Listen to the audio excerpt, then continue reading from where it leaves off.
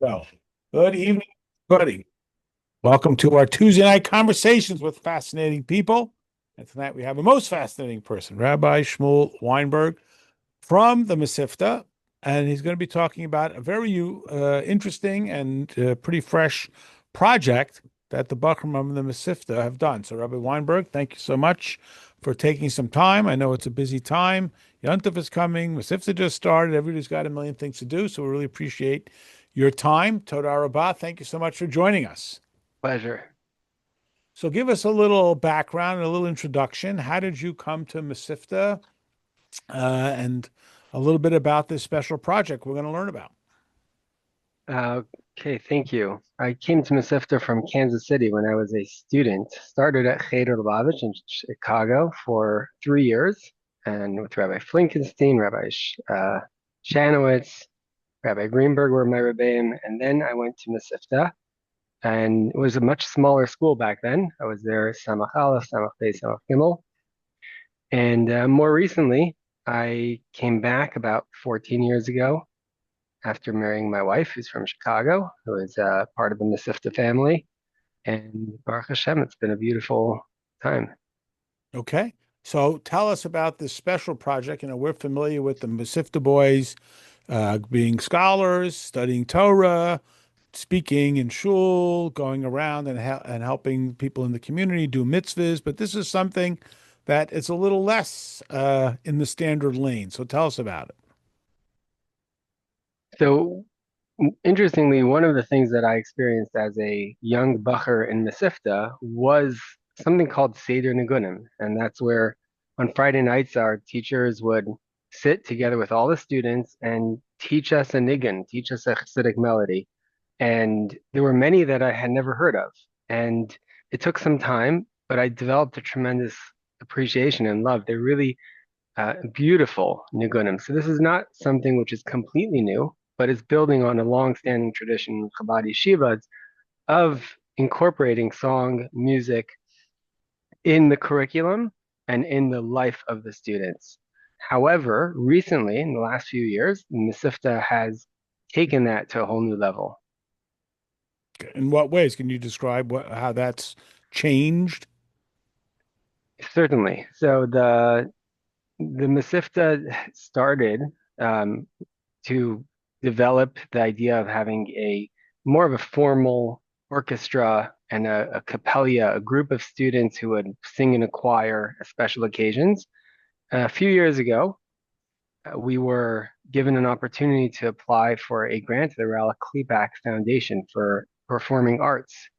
And with that funding, we were able to take that and create the Rala Klepak Initiative, Niggunim Enrichment Initiative, which really developed those things much further, created some extracurricular learning opportunities around music, expanded that orchestra, formalized the choir, and created community programs, including this incredible album, which was produced under that auspices. Wow. So give us a sense about this. Like I said, we've had some boys from the Mesivta on, a lot of people listening, have met the boys. We know them that they're real serious about their studies. What is this sort of character trait or this, I don't know what the word is, this sort of aspect about Nigunim? People like to sing. They sing at the Shabbos table. They sing while they're going. But you're adding another layer here about a class in Nigunim. Is that under musical direction, the history? Can you flesh that out for us a little, and then tell us how the idea for this collection? I guess we still call them albums, or we still call them, what do we call them now? Uh, Yes, we still still call them album. albums, not Okay. CDs or tapes or records. Can you give us a little bit of a little more depth in understanding the process of this um, teaching, like this, the sort of academics, I guess is the word, of Nigunim? That's what I think we're looking for. Okay, sure. So the the academic aspect is to give over both the ideas behind the nigunim and then the experience of the singing of the nigunim. So that there's two sides to it. There's the history of the nigun, the meaning of it, Then there's the experience of the niggin.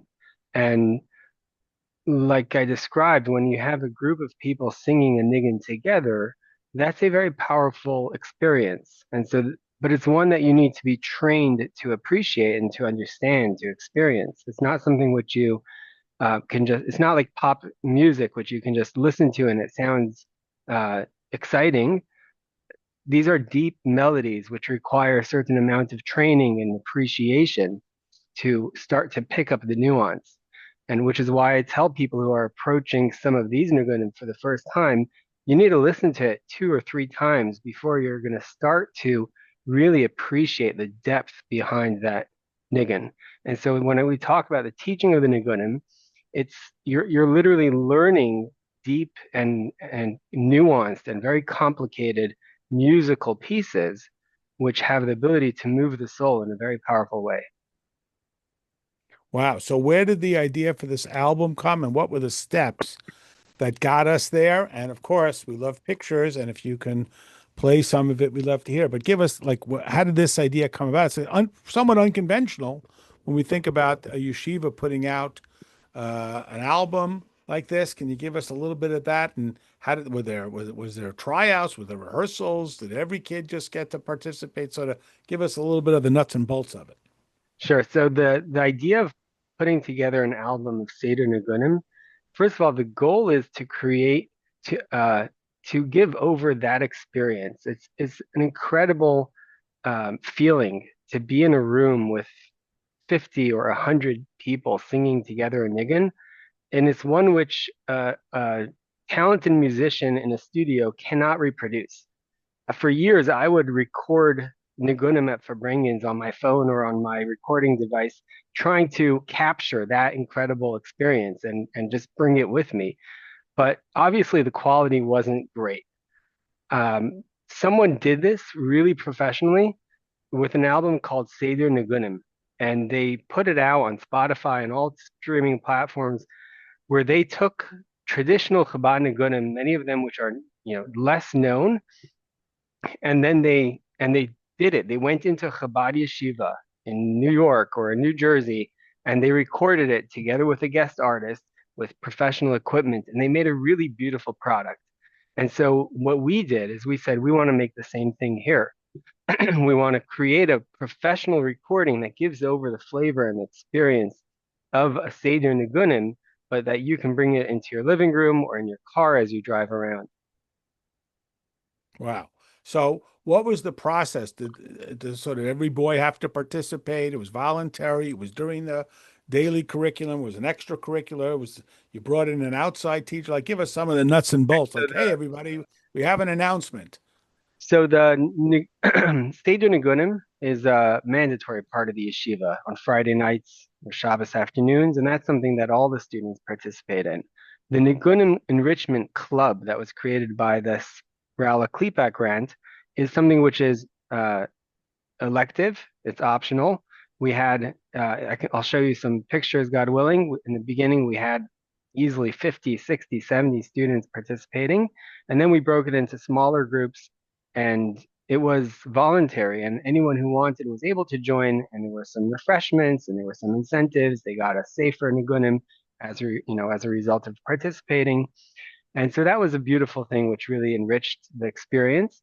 But when it came to the Seder nigunim, we were more limited in the number of students. It was more like 30 or so students that were able to participate. And I don't know how they were selected. I was not involved in that. However, they did practice for weeks, for many weeks, with the music, and I have some cute videos I can show you of the practicing Yeah, going on. And I then love at that. the end, they were able to record in a studio-like environment that was created in the CMC was kind enough to host a the recording, and it was set up very like a set. And And who is the choir master? Is that you? So I did not. No, that's not my talent. I enjoy the Niggunim tremendously, but it's not the one. I'm not the one to lead it. We hired Aryeh Leib Horowitz, who is a famous singer Sure. and a cantor, a tremendous tenor. He has worked with us in the past, and he was kind enough to help bring together the details of the production team, the recording, and he also flew in for the actual recording. And he worked a little bit with the students in advance, but primarily the practice was coordinated by one of our older students, Rabbi Avram Zusha Goldberg, who was a student in the yeshiva last year, and he was really instrumental in bringing together the students and the pieces, moving pieces. And of course, there were many other people involved in the details of the project to bring it along. Just before we get to the videos and the pictures and so on, what would you say was most personally meaningful about this for you? And can you share any impact that you were able to observe that was particularly meaningful on any of the students?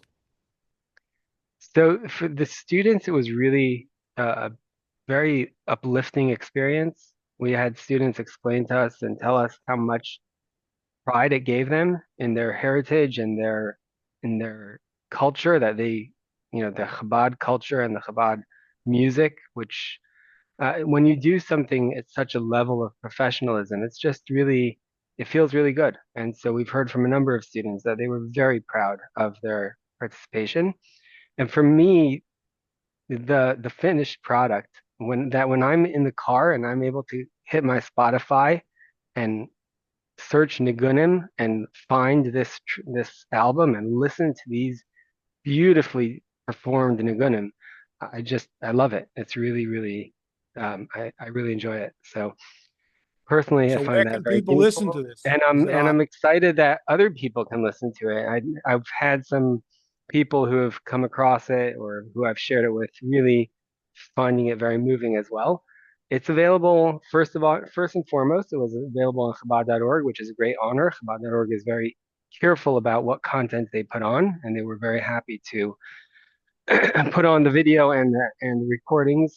And then we also wanted to make it available to as wide of an audience as possible. So if you search Niggunim with two G's and Lubavitch Mesivta on YouTube, Spotify, Apple Music, probably other streaming platforms, it's everywhere.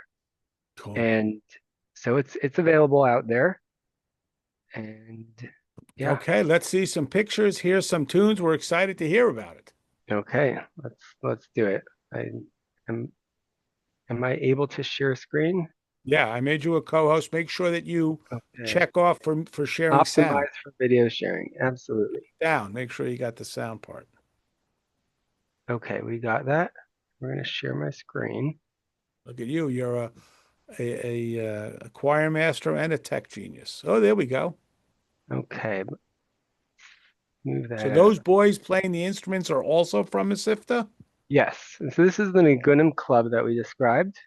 You see the Mm-hmm. students are sitting around with some snacks and they're learning from Rabbi Goldberg, one of our star teachers. They're learning about the Niggunim. Here's Rabbi Goldberg, and let's see if we can give a little snippet of this.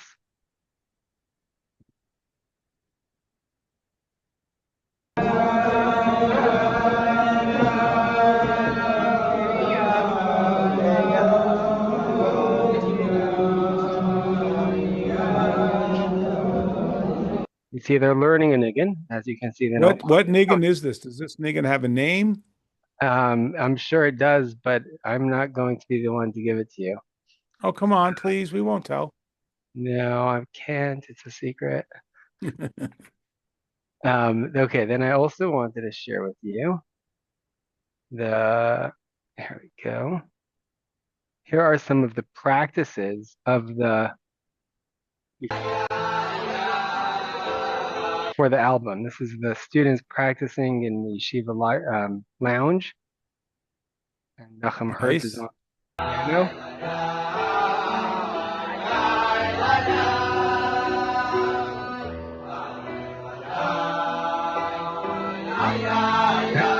And this was all done outside of the regular learning hours. So of course they're studying for many, many hours a day. And then in the evenings, it could be after 9 or it could be during their dinner break that they're getting together to practice these nigunim.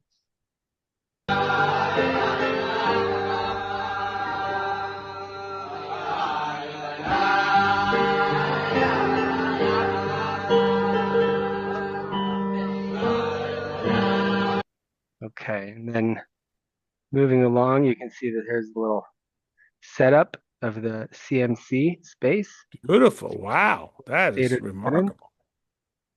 And here's Rabbi Chani setting up some of the secondary spaces.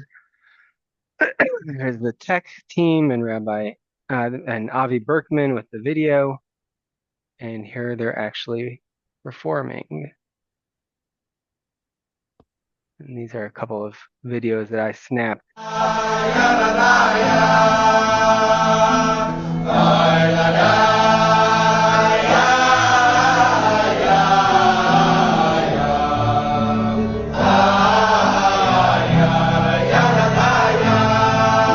So that's a behind the scenes. I think that's Nigun Yala from Shalom Charatanav, which we have in the music video that I will show you shortly. They recorded. They had to move to another room to record some of the songs as well. And then here is the actual album. This is what it looks like on Okay. Spotify or Apple Music. What's that round thing coming out of the box? It's a secret.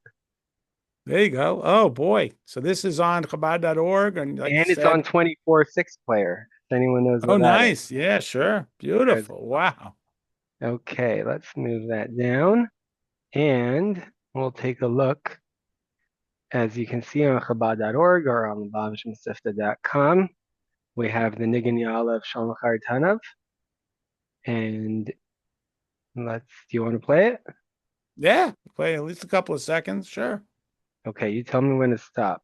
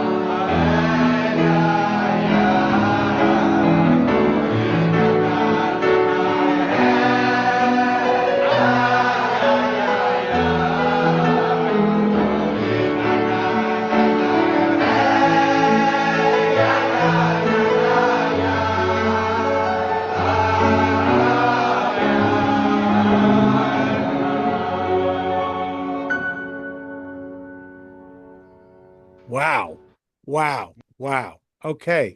Rabbi Weinberg, thank you. Thank you for doing this. Thank you for sharing Sure. it with us. Thank The you for this rabbi, beautiful opportunity. Yes, so I if just got, anybody has a question, sorry. uh, Well, Rabbi how, Weinberg, you didn't fall asleep, did you? No, I didn't. I'm trying to figure out how to stop sharing my screen. well, how I learned Niggunim is someone gave me a CD. So for women to learn Niggunim, I really thank you for recording it because we need to know them too. Absolutely. Excellent. Good point. Okay. If anyone else has a quick question, please Yeah, jump Rabbi. in.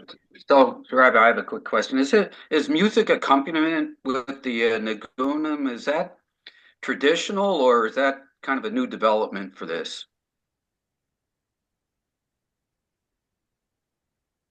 I think that is traditional. That's not a, I don't believe that is a new thing. I believe the Mitzvah Rebbe had a capella. I don't think it was only vocals. I believe there was music as well.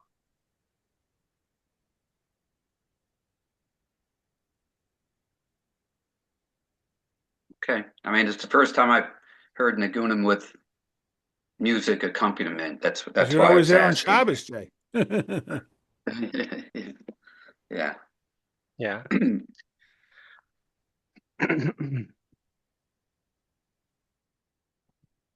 Okay. We want to thank you very much, Rabbi, and thank everybody for joining. Tomorrow night we'll Thank you talk for the some more opportunity. Yontif, and we want to wish you a ksiva chsima toiva, l'shana toiva masukkah, a beautiful, sweet, healthy, wonderful, successful year with Mesivta. We love the Buchers, and this was really special, especially before Amen. Yontif, just to hear it and to listen to the melodies. And again, everybody just go on Spotify, YouTube, Chabad.org, search around for Mesivta Niggunim with two G's, and you'll find it. So thank you very much, And I Rabbi. also Really want to, appreciate your time. What's that? I said I also would like to thank the Rala Kleepak Foundation and Miss Miriam Solo, Miss Christine Feldman, who've been really helpful in making this possible and Yeah, good. bringing this to the world. So thank you. Thank you. Thank you so much. Okay, good night, everybody. We'll see you tomorrow night. So. Bye. Thank you.